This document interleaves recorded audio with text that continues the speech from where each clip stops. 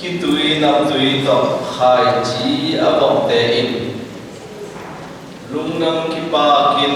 burom te boy bong chia ki hi tole khi tui nam tui tộc khai chí abom qua te lung nam ki pa kin burom te boy acha ki qua te tuni ikali siap di usuna tuni tunu mare bantung ka tuna yang ini ite din zonga ikatli guna khaiji om yat hit kum som segala kum na achinna orang na boy pi ibol na te ingat sujani mai pui pate tulai taka aum te ina aki bangina pasien maya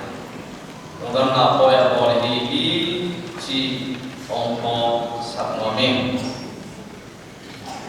tolehi jubili tupate isan kimjia thek dingina enbang teng hi itu kami tak ingai sempurni. Etiang sengai long tai sengai long piden. Emmanuel pasien, ete pasien, domite pasien. Omi na amina, zokam topa. Domite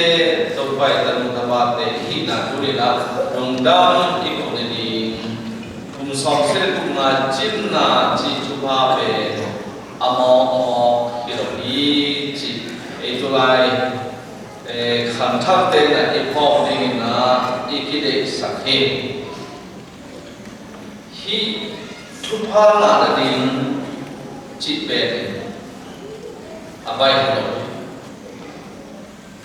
ila sa syam trela mang hoi mang pham na ding zong bai ko hi ci sakse tapi na Israel itu kan termasuk lain lagi na, baik lo tu hitung hari. Ayat tu pada kumsom di sun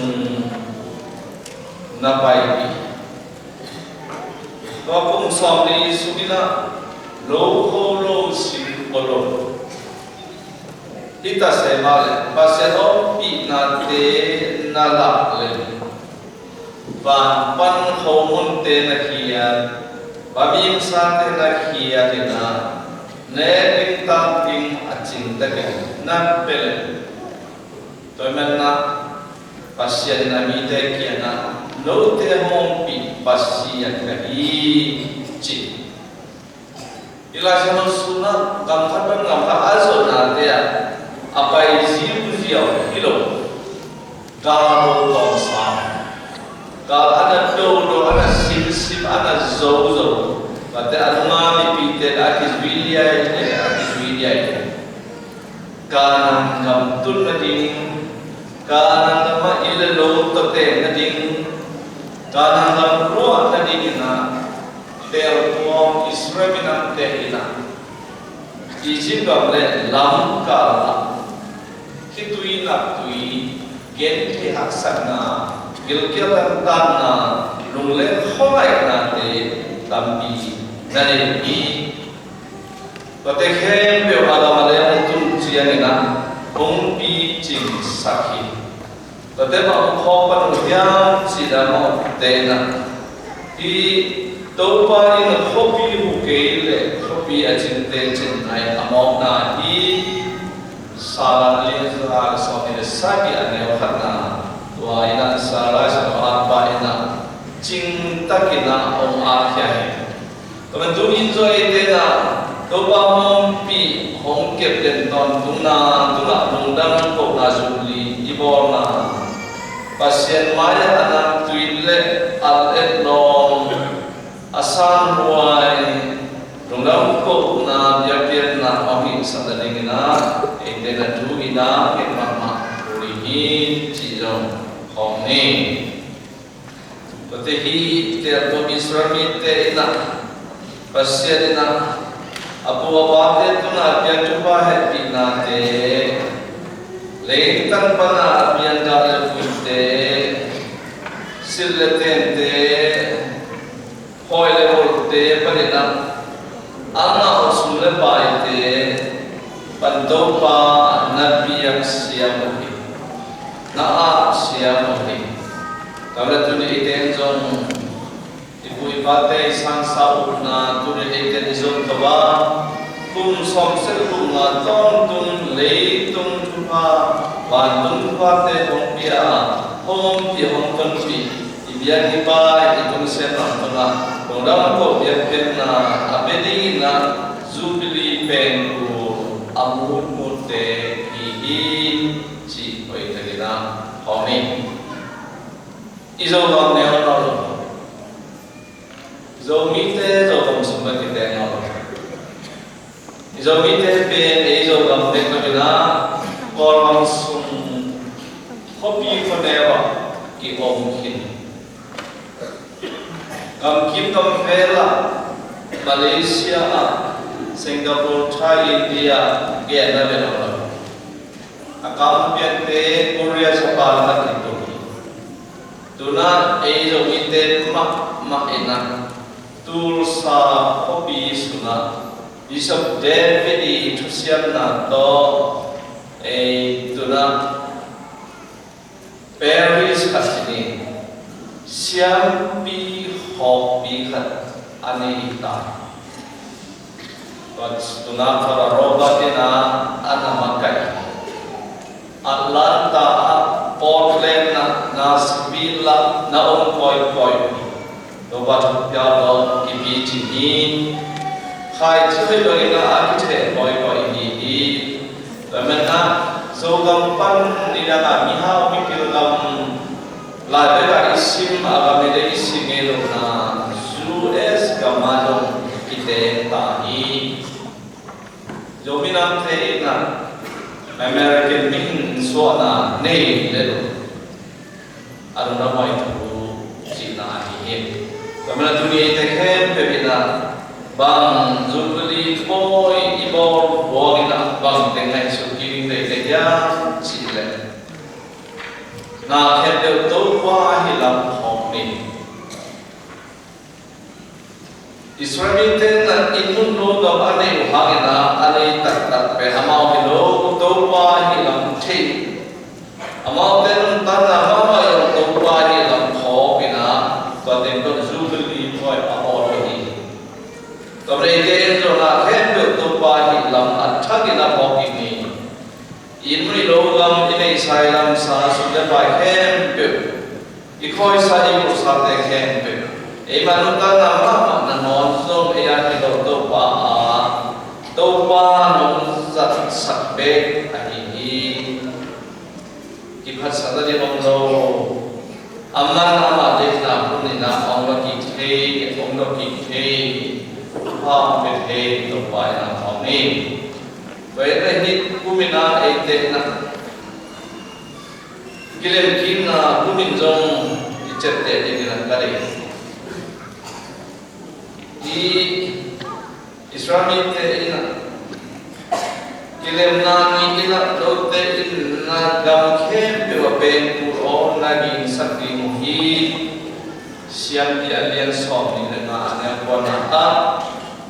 do pa na Islami te zat ding ziate amam ni makai te tum tore na nagem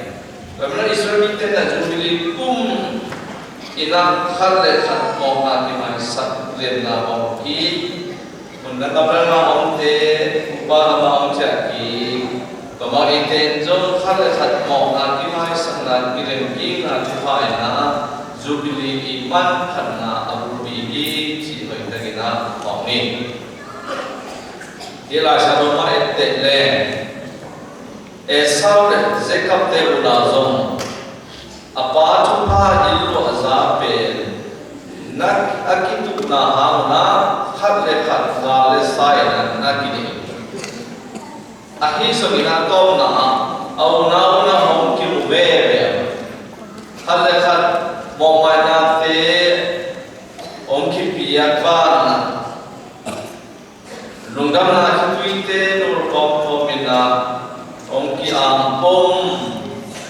ki koi nge hale haki na mo ki mai sanna lim ala na u dan no tele somina na ki betan ta i trilate Dalasa ina ban ina tu kia bom ina jika na apa ada lo lama lagi. Karena pasien mai tak mite mai ki ina tu anunta nungdam na tu atan kote minam te sangina ayam moizo minam dan umrogi ci tu ni hari ini dunia indeke pepen Christian di beta la shalom wisma sol di bahan Dawi ahazat bermanena tham ingin leizon doban Dawi kusuna sol karena beda pihina Dawi ina agillo na to ama kikhello Apuan mong khatbek akhir sakziam. Kanon daya Dawi na alung mong no buhay managis wong tama lai jani. Kadu Samuel basa alian som di aneo tumle ngana hoi kagina ibu ni. Karena Dawi na ama bento pami tak takahina ongki lantang sa. Zubili kumpian kilem na kumahi mapangina Dawi mapangina muda na pen ina de mo masang na teto atu kizo te hidadi inun tanah ina pampala apa zona di ibengi pamten hinu ipa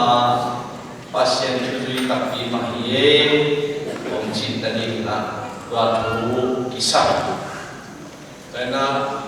bisa mengeksi bilan golpe enak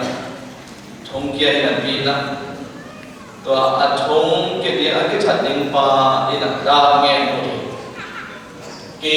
dena om ke chatadi tanutta na being kaji khamu katamai mong te kwan ke being chi thu lai dim nem takina akhir tu ya tu kom lain takina hi meksi ina om jarina keman tentang kedua hi aci jarina dana lunlena hitui te lundam na hitui okswapi hi ben pada misero meksi bilian kolpe ina lantar belantar pa, dopai semua bagaimana alam de mau sana biasa na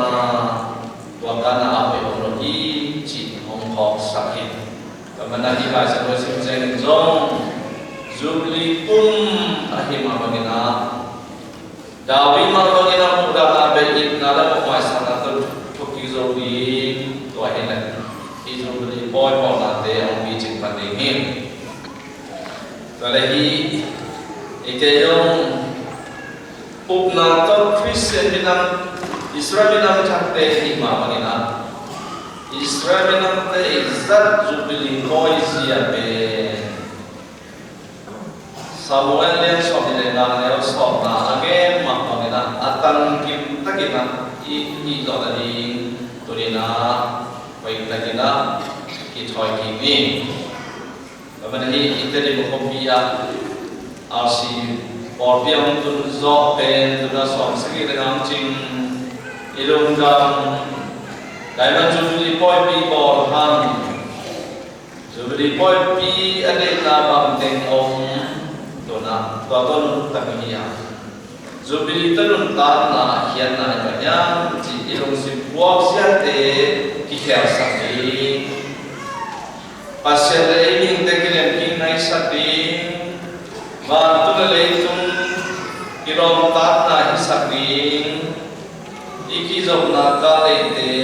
pen ki na to ka le saking ipasana kele sakna gol kon na te kepe hem heli ong siam pa ong sat pa mai pa di zong siam na di zu ni ko hi chi ong ne Bagaimana itu na zubili kumila igan le ile tam ma thoi dam ni a thoi dam ni na le ki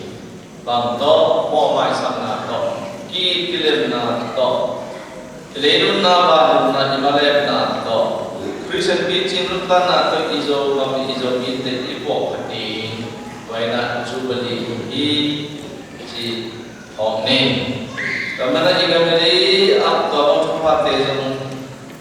minten untar nama ong bi jing pot ong le jing pot le jika meri ila ya mahi dui kun dui te dui nak te ong pagi ini